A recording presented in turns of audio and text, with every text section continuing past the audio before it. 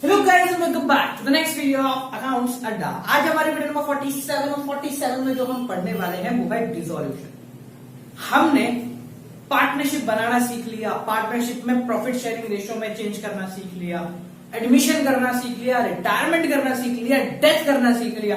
अब और क्या बाकी है? अब सिर्फ एक ही चीज बाकी है कि बनी बनाई पार्टनरशिप को खत्म कर दो, यानी कि पूरी फर्म को बंद कर दो, सबके पैसे चुका दो, जितना भी प्रॉफिट बचता है, जितना एक्स्ट्रा है वो सब पार्टनर ले जाएंगे और अगर कुछ नुकसान है तो वो पार्टनर पैसा वापस लेके आने वाले हैं। सो गाइस, देखते हैं डिसोल्यूशन में क्या करते हैं। आज की जो वीडियो है वो सिर्फ एक इंट्रोडक्शन है कि डिसोल्यूशन क्या होता है, उसमें क्या करने वाले हैं हम। उसके बाद हम उस डिसोल्यूशन की अकाउंटिंग ट्रीटमेंट में आएंगे और फिर देखते हैं कि कैसे क्वेश्चन किए जाते हैं। सो गाइस देखो, dissolution of partnership firm, it means business of the firm comes to an end. यानी कि डिसोल्यूशन ऑफ पार्टनरशिप फर्म का मतलब क्या होता है कि जो हमारा बिजनेस है वो बिल्कुल बंद होने वाला है। ध्यान से समझना गाइस।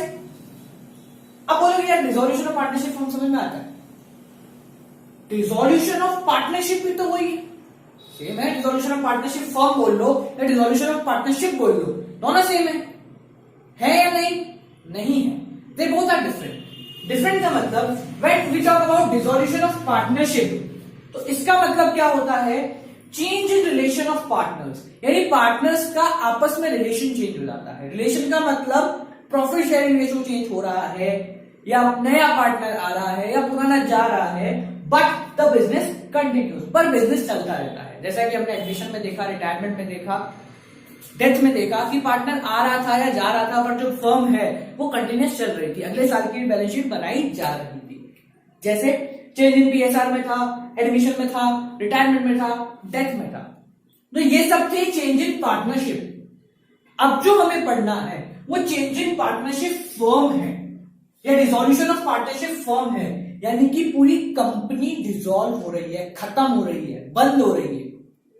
अब बात आती है भाई कंपनी बंद क्यों होगी, हमारा जो फर्म है वो बंद क्यों होगा? तो बंद होने के कुछ रीजंस हैं। पहला, by mutual agreement. Mutual friends तो क्या होते हैं सबको पता है, जो कॉमन फ्रेंड्स होते हैं। ऐसे म्यूचुअल एग्रीमेंट, यानी सारे पार्टनर्स आपस में मिलकर बोल रहे हैं कि बंद करनी है तो बंद कर देंगे। कंपल्सरी डिसोल्यूशन, पक्का डिसोल्यूशन होना ही होना है। कंपल्सरी डिसोल्यूशन क्यों होता है कि भाई या तो कोई पार्टनर इंसॉल्वेंट बन गया या फिर आपकी डीड में लिखा हुआ है। बाय नोटिस, नोटिस के through, on happening of an event, कुछ ऐसा हो जाता है जिसकी वजह से कंपनी बंद करनी पड़ती है। जैसा कि फॉर एग्जांपल मान लो हमने बोला था कि ब्रिज बनाने के लिए हमने फर्म खोली है, ब्रिज बन गया तो ऑटोमेटिकली बंद हो जाएगी, या कुछ और हो गया। डिसोल्यूशन बाय कोर्ट, कोर्ट ने ऑर्डर दे दिया कि भाई बंद कर दो। कोर्ट क्यों ऑर्डर देगी? कि आप कुछ गलत काम कर रहे हो, इधर उधर के पंगे में फंस रहे हो, अनलॉफुल है, जो कि गलत है, इलीगल है, अगर आप ऐसे काम कर रहे हो तो आपकी कंपनी बंद हो जाएगी। ठीक है, तो ये तो बात हो गई हमारी बेसिक्स कि कंपनी क्यों बंद होती है, या कंपनी या डिसोल्यूशन ऑफ पार्टनरशिप फर्म किसे कहा जाता है। अब जब इसके अकाउंटिंग ट्रीटमेंट में आते हैं तो पहले हम ये समझते हैं कि हमें करना क्या क्या पड़ेगा। तो ध्यान से समझना, मैं इसको मिटा देता हूं। जब भी डिसोल्यूशन ऑफ पार्टनरशिप फर्म होगा, यानी कि कंपनी का डिसोल्यूशन होता है, तो हमें क्या क्या करना पड़ता है? एसेट्स रियलाइज करने पड़ते हैं, यानी जितने भी एसेट्स हैं सबको बेचो, जितनी भी लायबिलिटी है सबको पे करो, सबको सारा पैसा चुकाओ। ठीक है, उसके बाद अगर कोई थर्ड पार्टी लोन है जो कि एक तरीके से लायबिलिटी ही है, वो भी पे किया जाएगा। ठीक है, थर्ड पार्टी लोन, एक मिनट, हाँ, थर्ड पार्टी लोन वो भी पे किया जाएगा। इसके साथ साथ ये तो तीन हो गए आउटसाइड वाले, यानी कि एसेट्स और liability, that is firm debt. Firm debt ये दोनों, यानी कि कोई भी लायबिलिटी है, थर्ड पार्टी लायबिलिटी है या थर्ड पार्टी लोन है, क्रेडिटर्स रिसीवेबल, ये लोग हैं, ये लोग क्या है, फर्म की डेट तक हमको पेमेंट करनी है। उसके बाद जो आती है हमारी प्राइवेट डेट, या फिर वो पैसा जो फर्म पार्टनरों को देने वाला है, तो वो आ जाती तुम्हारे कैपिटल अकाउंट्स का बैलेंस। उसके बाद पार्टनर का लोन, ये सारे कौन है? ये पार्टनर और फर्म के बारे बीच की बात है, प्राइवेट डेब्ट्स हैं ये सारे, कि फर्म की जिम्मेदारी बनती है कि वो पेमेंट करे, बट पहले इनका पेमेंट होगा, उसके बाद अगर कुछ पैसा बचता है तो वो इनको दिया जाएगा।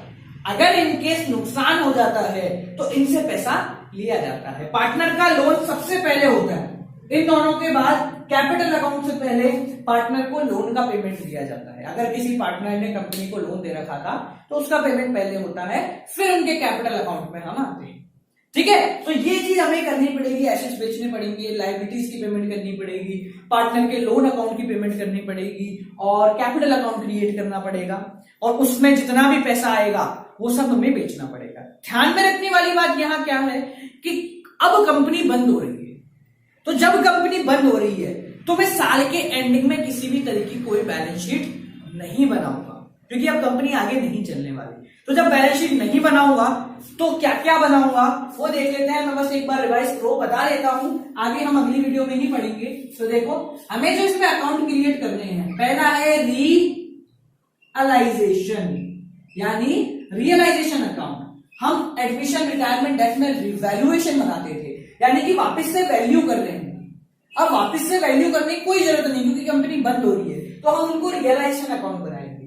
रियलाइजेशन अकाउंट का मतलब वो अकाउंट जिसमें हम सारे एसेट्स लेके आएंगे, सारी लायबिलिटी लेके आएंगे, एसेट्स पे पैसे, एसेट्स बेचेंगे, लायबिलिटी का पेमेंट करेंगे।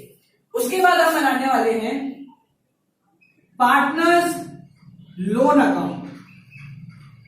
पार्टनर का लोन अकाउंट बनता है अगर किसी पार्टनर ने हमें लोन दिया है तो। उसके बाद हम बनाने वाले हैं पार्टनर्स कैपिटल अकाउंट, जैसा कि हर बार बनता है, पर अब की बार पार्टनर्स कैपिटल अकाउंट से कोई भी बैलेंस नहीं आएगा। जितना भी बैलेंस आएगा उस बैलेंस को हम क्या कर देंगे, पेड कर देंगे, यानी कि जितना भी बैलेंस आएगा वो पार्टनर को दे दिया जाएगा। और लास्ट फाइनली हमें बनाना पड़ेगा एक बैंक या फिर कैश का अकाउंट, जिसमें हम दिखाएंगे कि हमने किस किस को कितना कितना पैसा दिया है या किस किस से कितना कितना पैसा लिया है। अगर हमारे पास पैसा ज्यादा है तो पार्टनर ले जाएगा और पैसा कम है तो पार्टनर लेके आएगा।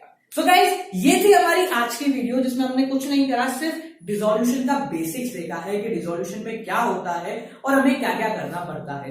नेक्स्ट वीडियो में हम उठाएंगे रियलाइजेशन को, उठाएंगे partners loan, partners capital, bank, इन सब चीजों को उठाएंगे, एक एक करके इनके अकाउंटिंग ट्रीटमेंट पे आएंगे और फाइनली अपने क्वेश्चंस को खत्म करेंगे। और उसके बाद अगली ब्लॉग्स भी हैं, वो भी हमें जरूर करनी है। So guys, this is it for today's video. Keep on watching accounts अड्डा। मत भूलिए, रोज रात को 8:30 से 9:30 के बीच में एक वीडियो अकाउंट्स अड्डा पे जरूर अपलोड होती रहेगी। So guys, this is it for today's video. Keep on watching, like, comment, share, subscribe and